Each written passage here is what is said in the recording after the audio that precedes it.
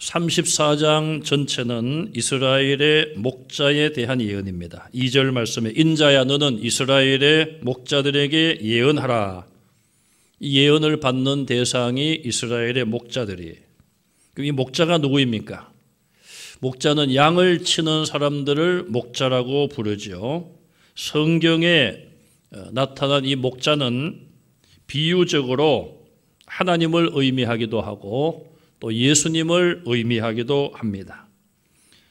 시편 23편 우리가 잘 아는 것처럼 다윗은 여호와는 나의 목자시니 하나님을 목자로 비유했어요. 다윗은 양을 치던 목자였습니다. 그가 양을 치다가 하나님의 부름을 받고 이스라엘 민족을 구원하지요. 그리고 사울 왕의 뒤를 이어 이스라엘의 2대 왕으로 즉위하게 됩니다.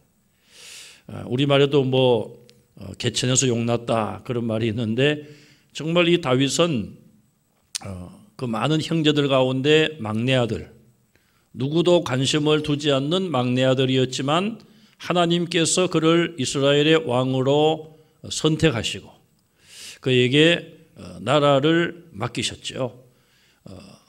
통일 이스라엘과 또 분립된 분열 왕국, 북쪽 이스라엘과 남쪽 유다 모든 그 나라들을 통틀어서 40명 정도의 왕이 있었는데 그 왕들 중에 가장 믿음이 훌륭한 왕이 다윗으로 꼽히고 있습니다. 자, 이 목자에서 왕이 된 것이죠. 그런데 이 다윗이 이제 하나님의 은혜를 받고 성령 충만했을 때 여호와는 나의 목자라고 찬송을 한 것이죠. 그리고 자기는 하나님의 양이다. 그런 고백을 노래했습니다. 예수님은 나는 선한 목자라 요한복음 10장에 자기 자신을 향하여 말씀을 했죠. 그리고 선한 목자는 양을 위하여 목숨을 버린다. 예수님은 말씀만 그렇게 하신 것이 아니라 말씀하신 대로 우리를 위하여 목숨을 내놓으시고 십자가에서 죽으셨어요. 그래서 성경에서 말하는 이 목자는 이스라엘의 하나님 또 예수 그리스도를 목자로 비유하고 있어요. 그런데 오늘 본문에 그러면 하나님께서 누구에게 말씀하시는 건가? 본문에 나오는 이 목자는 이스라엘의 지도자 전체를 의미하고 있습니다. 이 지도자를 목자에 비유한 것은 중동 지역의 나라들이 고대로부터 그렇게 표현을 해왔습니다. 함무라비 법전에 보면은 왕을 목자로 비유했습니다. 또 고대 바벨론의 속담에 보면은 왕이 없는 백성은 목자 없는 양떼와 같다. 상당히 그 성경과 비슷한 교훈적인 그런 속담이 있었습니다.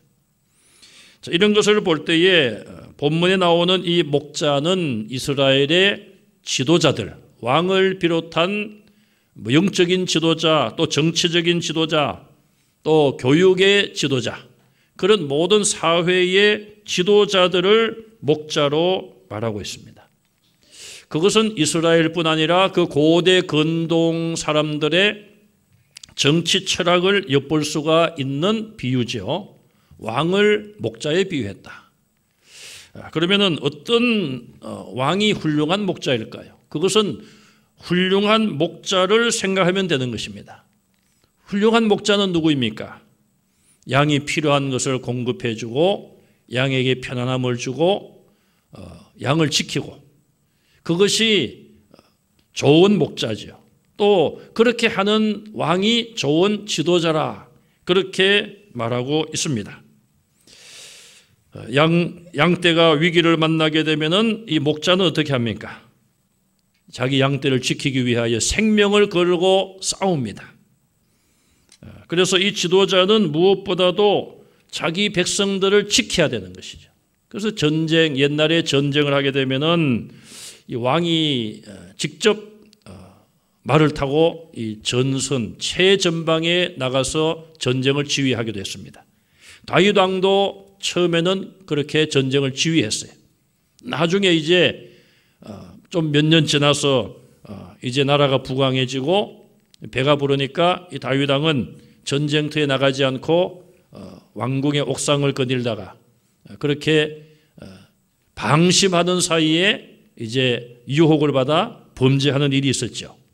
그러나 그 이전만 하더라도 지도자들이 늘 전쟁에 앞장섰어요.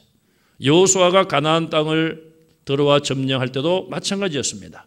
뭐 여호수아가 왕은 아니지만은 왕의 역할을 다 한 것 아닙니까? 정치적으로 영적으로 지도자였어요. 그래서 여호수아가 앞장서서 전쟁을 지휘하고 그런 것을 보면 이 왕이란 그 위치가 자기가 다스리는 그 국민들의 생명을 보호하고 그들에게 평안함을 주고 전쟁이 일어나지 않도록 힘쓰고 전쟁이 일어나면은 어떻게 해서도 전쟁에서 승리하여 자기 국민들을 보호하는 것이 정치 지도자들이 해야 될 일입니다. 옛날의 왕이나 지금의 우리나라의 대통령이나 또 여러 나라의 뭐 수상이라든지 그런 위치에 있는 사람들, 최고의 지도자들도 마찬가지라고 생각을 합니다. 시대는 바뀌었고 정치 제도는 바뀌었지만은 역시 그 나라 국민들을 생명을 지켜야 되고 또 국민들의 마음에 불안함이 있는 것이 아니라 평안함을 주는 것, 그것이 정치 지도자들이 해야 될 일들이라고 우리는 공감을 하죠. 자, 구약 성경은 하나님의 목자 되심을 말씀을 하면서도 또 한편 장차 메시아를 이스라엘에게 보내시고 그 메시아가 와서 이스라엘의 진정한 목자가 되리라, 이런 약속의 말씀들을 구약에서 하고 있습니다. 선지자들을 통하여 예레미야 23장 1절 이하에 보면은 하나님의 목장의 양무리를 멸하고 흩은 목자에게는 화가 있다. 하나님이 주신 그 목장 이스라엘을 의미하죠. 이스라엘 그 나라의 이스라엘 백성들을 멸하고 흩어버리는 목자에게는 화가 있을 것이다. 하나님이 맡겨주신 백성들을 흩어버리고 또 그들을 멸망시키고 그들에게 악행을 행하고 그런 지도자들에게 화가 있을 것이다. 그러면서 너희가 내 양무리를 흩고 몰아내고 돌보지 않았다 책망을 하고 있습니다. 너희의 악행을 내가 너희에게 보응하리라. 내가 그들을 기르는 목자를 세우리라.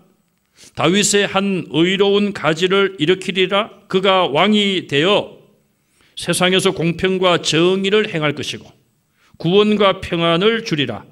그 이름을 여호와 우리의 의라 일컬음을 받으리라. 자, 분명한 메시아에 대한 약속의 말씀이에요. 또 메시아가 오셔서 어떤 일을 할 것인가. 그동안 이스라엘의 목자들이 자기 백성들을 위하여서 바르게 정치하지 못하고 다스리지 못하고 그들에게 괴로움을 주었는데 하나님이 그들을 기르는 목자를 세우신다. 그 목자가 누구인가? 메시아죠. 다윗의 한 의로운 가지를 일으키리라. 다윗의 후손을 통하여 오신다는 약속의 말씀이. 그가 왕이 되리라. 그래서 이스라엘 백성들은 이런 구약의 이 메시아에 대한 약속을 하나님께서 우리 민족에게 주신 약속이다, 이렇게 좁게 생각을 한 것이죠. 그러나 하나님은 이스라엘의 구원자가 아니라 이스라엘을 통하여서 이스라엘의 메시아가 오시고 이스라엘을 통하여 그 메시아의 이름이 온 세계에 전파되고 모든 세계 만민들이 구원받기를 원하신 그런 구원의 계획인데 이스라엘은 좁게만 생각하고 자기 민족만 구원하시는 것으로 오해를 한 것이죠. 그래서 지금도 유대인들은 예수님을 메시아로 안 믿습니다. 여러분, 제가 가끔 말씀을 드렸는데 유대교와 우리 개신교의 차이가 뭡니까? 유대교는 지금도 예수님을 메시아로 안 믿어요. 아직도 메시아가 오지 않았다. 메시아가 오면 유대인들을 세계 모든 만민 가운데서 가장 높이고 자기들을 구원해 주신다. 그런 잘못된 기다림을 아직도 가지고 있습니다. 그러나 우리는 이미 예수님이 구약의 약속대로 오셨고 십자가에서 우리 죄를 대속하셨고 누구든지 세계 모든 만민이 혈통에 관계없이 예수 그리스도를 구주로 믿으면은 구원받는다. 이제 구원의 복음이 전파되고 이제는 다시 오실 예수님, 신약 성경에 약속된 대로 내가 진실로 속히 오리라. 계시의 마지막 부분에 예수님이 말씀하셨지 않습니까? 이것들을 증거하신 이가 이르시되 내가 진실로 속히 오리라. 그게 계시의 마지막 약속이에요. 우리는 그 시대를 살아가고 있으며 주님 다시 오실 날 이제는 심판하러 오시고 우리를 영생의 몸으로 변화 부활시켜 천국으로 인도하기 위해서 오실 예수님을 기다리고 있는데 아직도 유대교를 믿는 유대인들은 아직도 메시아가 와서 자기들만을 구원해 줄 그런 날을 기다리고 있다는 것이죠. 그것이 유대교와 우리 개신교의 차이예요. 이미 예수님은 약속대로 이 땅에 오셨습니다. 그리고 본인이 말씀하신 대로 우리를 위하여 생명을 버리신 분이에요. 자, 두 번째로 이스라엘의 지도자들인 목자들의 죄악을 오늘 본문에서 지적하고 있습니다. 이스라엘의 지도자들이 어떤 잘못을 했는가? 첫째는 1절에서 3절을 보시면은 자기 욕심만 채우는 이기주의자들이라고 책망을 하고 있습니다. 자기들만 먹는 이스라엘의 목자들이라. 그들에게 화가 있다고 경고하고 있습니다. 그래서 하나님께서 질문하십니다. 목자들에게, 지도자들에게 혹은 이스라엘 백성들에게 질문합니다. 목자들이 양떼를 먹이는 것이 마땅하지 아니하냐? 목자의 가장 기본적인 사명은 양들을 배부르게 먹이는 것이죠. 자, 이 질문 형식을 빌려서 말씀을 하고 있습니다. 왜 너희는 먹이지 않느냐? 양떼를 먹이는 일이 마땅한 일이 아니냐? 대답해 보라는 것입니다. 목자들도 양떼를 열심히 돌보면 목자들도 먹고 살아야죠. 뭐 굶으면서 할 수 있습니까? 그러면은 또 양이 뭐 병들어 죽든지 혹은 나이가 많아서 죽든지 또 무슨 특별한 잔치를 하든지 그러면 이 주인은 자기 양을 죽여서 양식으로 삼아야 돼요. 안 먹을 수 없잖아요. 지금 그것을 말하는 것이 아니에요. 필요할 때 양을 잡아서 양식으로 삼는 것을 지적하는 것이 아닙니다.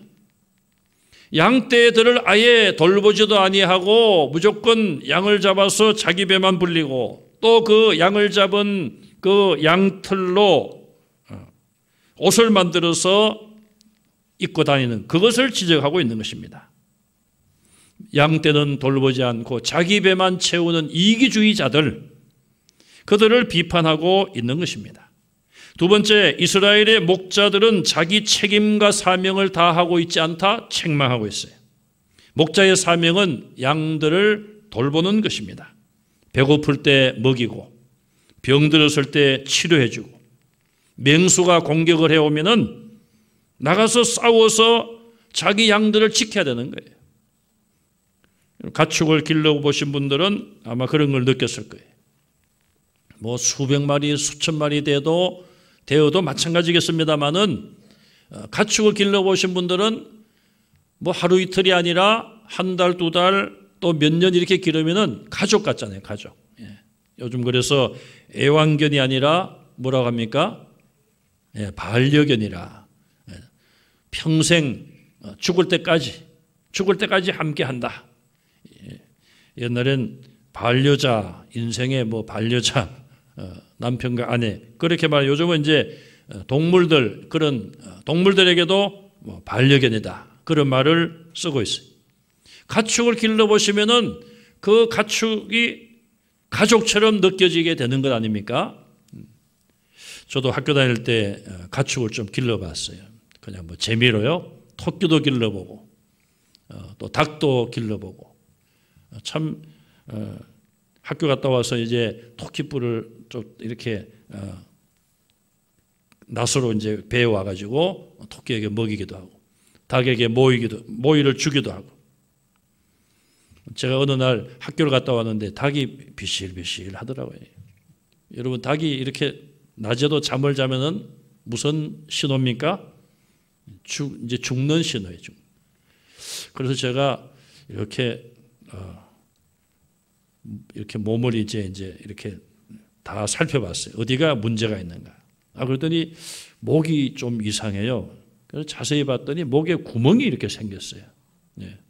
아주 눈에 보일 수 있는 그런 구멍이 탁 생긴 거예요. 그래서 참 그대로 두면 죽을 것 같아요. 그래서 뭐 그냥 죽든지 뭐 제가 어떻게 해서 죽든지 이왕 죽는 거니까 한번 해보자. 그 뭐 누가 시킨 것도 아니고 제 마음에 안방에 가서 실하고 이제 바늘을 가져왔어요. 이렇게 제가 이래 봐도요. 그걸 뭐라고 그럽니까? 수술할 때 무마취로 수술한 제가 수의사예요. 그래서 그것으로 이 구멍 난 걸 꿰맸어요, 제가. 구멍을 다 꿰맸습니다. 나중에 생각해보니까 닭이 얼마나 아팠을까. 차라리 주인님 나를 그냥 죽게 두시지. 그래가지고 꿰맸어요. 꿰매가지고 뭐 그냥 물하고 모에 갖다 놓고 그냥 그 닭이 죽었겠습니까? 살았겠습니까? 살았으니까 제가 이야기를 하죠. 닭 살아났어요. 그래가지고 뭐 몇 달 이렇게 더 먹이다가 이제 나중에 이 닭이 이제 좀 큰 닭이 되어가지고 닭을 잡았어요. 이제 어머님이 잡아가지고 이 나중에 먹을 때 보니까 이 실이 나오는 거예요. 실이. 여러분 뭐 우리는 뭐 이 닭이라든지 그런 거 사실 옛날에 먹을 게 없으니까 집에서 키워서 이제 먹기도 하고 그랬던 거 아닙니까? 어쨌든 이 가축도 정이 들면은 가족처럼 되는 거예요. 자, 그래서 이 목자는 자기 양을 가족처럼 생각하지 않겠습니까? 그래서 예수님의 비유 가운데서도 100마리 양이 있었는데 한 마리가 보이지 않는다. 해가 져서 우리에 넣으면서 숫자를 세려보니까 한 마리가 모자라는 거예요. 그래 목자가 아이고 뭐 그 99마리나 있으니 됐다. 그 한 마리 뭐 내 말도 안 듣고 그냥 지 멋대로 그냥 지 마음대로 가서 잘 됐다. 그러고 포기합니까? 예, 찾아야죠. 예. 언제까지 찾습니까? 찾을 때까지 찾는 거죠. 찾을 때까지. 예. 그거 못 찾으면 집에 목자가 안 들어와요. 밤새도록. 밤을 새워가면서 찾는 거예요. 이렇게 그것이 목자의 책임이고 사명 아니겠어요? 그런데 이스라엘의 지도자들은 그 일을 하지 않았어요. 이스라엘에도 보면은 악한 왕들이 얼마나 많습니까? 대표적으로 천사표 왕이 아니라 악마표 왕을 보면은 아합, 이스라엘의 아합. 그의 부인은 또 이세벨. 뭐 천생연분의 두 사람이 서로 그냥 악한 일에 앞장섰던 사람들 아니에요? 자기 사명, 자기 책임을 다하지 않는 지도자들. 자, 그런 잘못을 지적하고 있어요. 세 번째, 자기 양떼에 대한 무관심을 지적하고 있어요. 5절에서 8절까지 보시면은 목자의 관심은 양들에게 있어야 되는 거예요. 그래서 이 목자가 양들을 관심 있게 보면서 누가 배가 고픈가, 누가 병이 들었는가 이런 걸 봐야 되는 거예요. 저도 조금 전에 말씀드렸습니다마는 닭이 몇 마리 있었는데 학교만 갔다 오면은 닭부터 보는 거예요, 이제 제가. 예. 언젠가는 이제 키워서 잡아먹으니까 우리가 보양식으로 우리 가정에. 관심을 가지고 매일 그냥, 그 이제 옆에 그 이제 화장실이 옛날에는 다 밖에 있지 않았습니까? 별채로 이제. 그래서 화장실에 들락날락하면서 매번 보는 거예요. 관심을 가지는 것이죠. 양들이 길을 잃고 헤매고 있어도 목자가 그것도 알지 못하고 백성들이 정말 힘든 일을 당하고 마음에 그냥 번민이 있고 마음에 평안이 없는데도 왕은 그런 백성들의 고충을 모르고 궁에서 자기 배만 불리고 그냥 풍악이나 울리고 그렇게 한다면 되겠습니까? 양들이 유리하고 방황하고 맹수의 밥이 될 그런 위험에 놓여 있기도 하고 낭떠러지에서 떨어져 가지고 골절상을 입어가지고 움직이지 못하고 그러다가 있으면 이제 죽는 거죠. 그런데 목자가 양을 찾을 생각을 하지 않고 관심을 가지지 않는다면 얼마나 무책임한 건지 알 수 있잖아요. 우리 하나님께서 이스라엘의 지도자들의 그런 무관심에 대해서 지적을 하고 있습니다. 그러면서 이제 그들을 심판할 시간이 다가온다 경고하고 있습니다. 자, 마지막 세 번째로 하나님께서 이스라엘에게 내가 너희들의 목자가 되리라 그렇게 약속을 하고 있어요. 자, 목자가 되기 위해서는 먼저 목자의 인품이 중요합니다. 목자가 어떤 생각을 가지고 있는가? 그것이 중요한 것이죠. 첫째는 사랑이 있어야 되겠죠. 사랑이 있는 목자는 양들을 찾아갈 수밖에 없습니다. 양이 보이지 아니하면 양을 찾는 거예요. 두 번째, 인내. 조금 전에 말씀하신 것처럼 찾을 때까지 찾는 거예요. 우리가 그 예수님의 비유 가운데 그 비유가 있지 않습니까? 그 여인이 은전 10개, 금전인가요? 10개 가운데 하나를 잃었습니다. 아이고 뭐 9개다 있는데 그 하나 안 찾아도 된다. 아니죠. 찾을 때까지 불을 켜고 찾을 때까지 찾는 거예요. 양 99마리 있으면 되지 한 마리 포기하면 되지? 아니에요. 찾을 때까지 찾아야 돼요.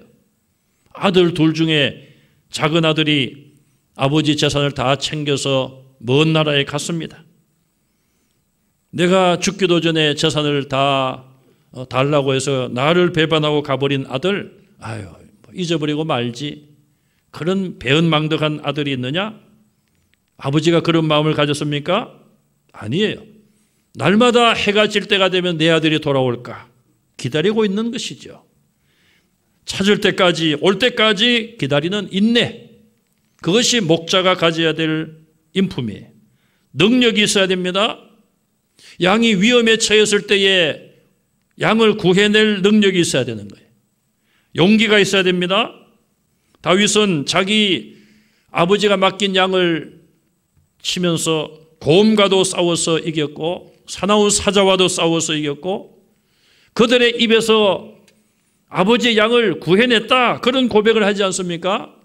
그런 용기가 있었기 때문에 골리앗 장군이 자기 나라를 멸하기 위해서 큰 소리 칠 때에 아무도 자기 나라의 군사들이 장군들이 나서지 못했을 때에 다윗이 분노하는 마음으로 저 사람이 누군데 우리가 믿는 하나님을 욕하느냐? 그렇게 물맷돌 가지고 싸우러 나갔어요. 골리앗이 보니까 기가 막힌 건 아니겠습니까? 정말 의의가 없네. 의의가 없네. 그때 다윗이 뭐라고 말합니까? 골리앗이 야 내가 동네의 개냐? 나를 쫓아내려고 그런 거 가지고 되겠느냐? 다윗이 뭐라고 이야기합니까? 너는 칼과 창으로 무장하고 내게 나오지만 나는 만군의 여호와의 이름으로 나아간다. 여러분 다윗이 던진 물맷돌에 맞아서 골리앗이 넘어진 건 사실이지만 그게 무기가 아니었어요. 다윗의 진짜 무기는 여호와의 이름, 하나님의 능력 가지고 나가서 이긴 거예요. 또 목자의 인품 가운데 마지막으로 공평함이 있어야 돼요. 모든 양들을 골고루 잘 돌봐야 되는 거예요. 자, 하나님은 이런 5가지를 갖추신 분이고 그래서 우리의 온전한 목자가 되시는 거예요. 정말 이 땅의 지도자들이 이런 것을 갖추면 얼마나 좋겠습니까? 사랑과 인내와 능력과 용기와 공평과 정의 이런 것으로 무장한 지도자들이 국민들을 위하여 나라를 위해서 진정으로 일하는 일꾼이라고 말할 수 있는 거예요. 자, 그러면 목자 되신 하나님께서는 이스라엘에게 어떤 역할을 하시겠다고 말씀하십니까? 첫째는 양들의 구원자 역할을 하시는 거예요. 양이 생명이 위태로울 때에 그 생명을 지켜주시고 양이 공격을 당하고 있을 때에 그 원수로부터 지키시고 구해내는 구원자예요. 또 양들의 인도자입니다. 양들이 어디로 가야 먹이가 있을까? 물을 마실까? 안전할까? 갈 바를 알지 못할 때에 하나님께서 하나님의 백성들을 인도해 가시는 것이죠. 또 양들에게 필요한 것을 공급하는 공급자예요. 양식이 필요하면 양식을, 오늘 본문에도 좋은 꼴로 먹이리라. 그동안 이스라엘의 지도자들이 하지 못한 일을 하나님께서 내가 다윗의 의로운 가지를 세우고 그를 왕으로 세워서 그가 너희들에게 참된 목자가 되어서 좋은 꼴로 먹게 하리라. 말라기 선지자가 예언이 끝나고 세례 요한이 외치고 예수님이 복음을 전할 때까지 400년 동안 굶주렸던 이스라엘 백성들의 영혼, 예수님이 오셔서 정말 생명의 말씀, 좋은 꼴로 그들을 직접 먹여주셨습니다. 네 번째로 양들의 보호자입니다. 오늘 본문에도 누워서 쉬게 하리라. 우리를 만들어 좋은 우리에 눕게 하리라.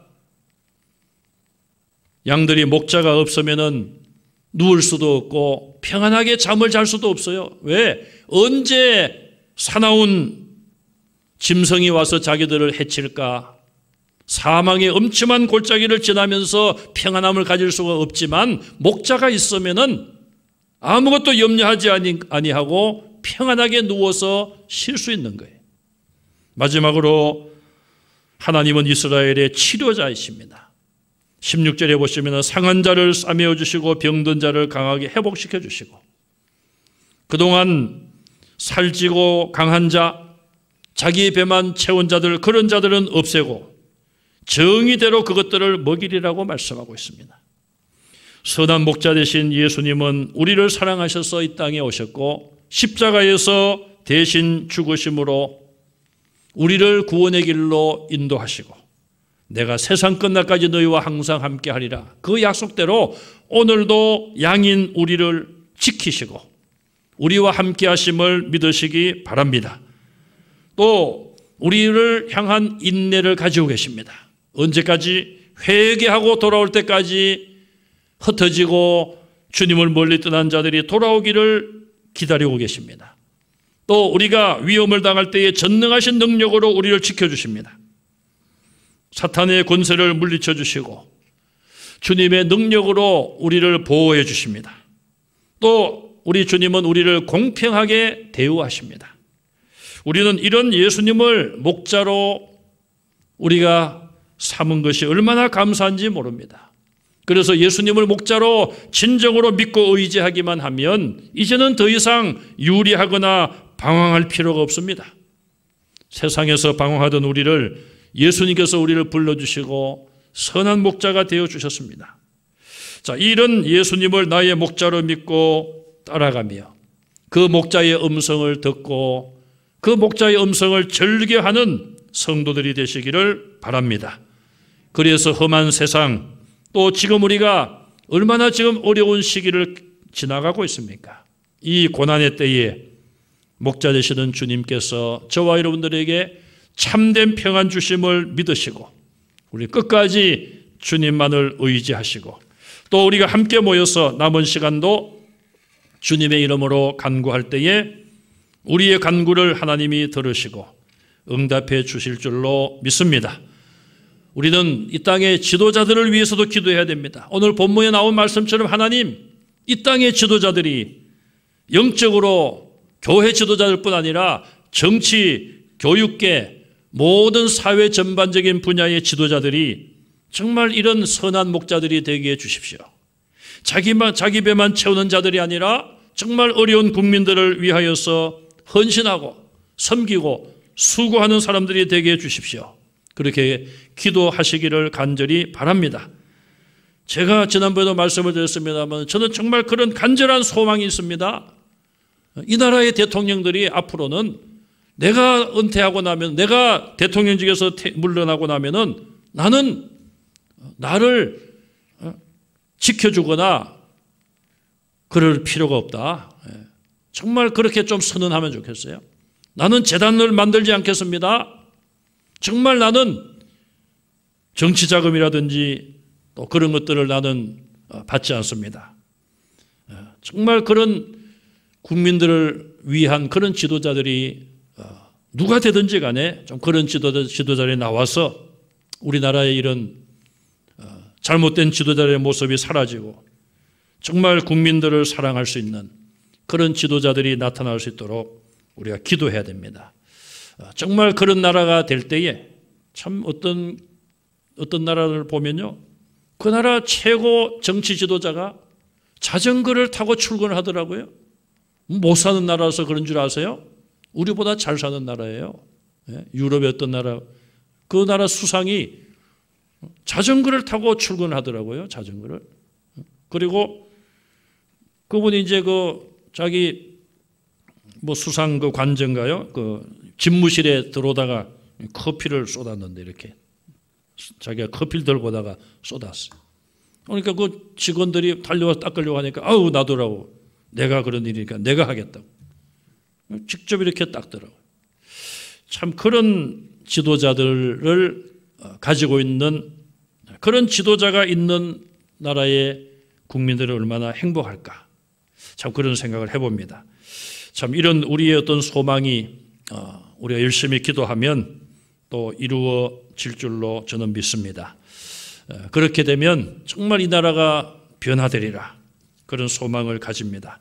하나님께서 이 나라의 민족을 다스려 주시고, 먼저는 하나님께서 우리의 목자가 되어 주시고, 또 이 땅의 교회나 정치나 교육이나 모든 사회 전반의 지도자들이 정말 그런 선한 목자이신 예수님, 하나님 닮아갈 수 있도록 우리가 소망을 가지고 기도하여, 자, 그런 놀라운 역사들이 우리 가운데 나타날 수 있기를 주님의 이름으로 간절히 소망합니다.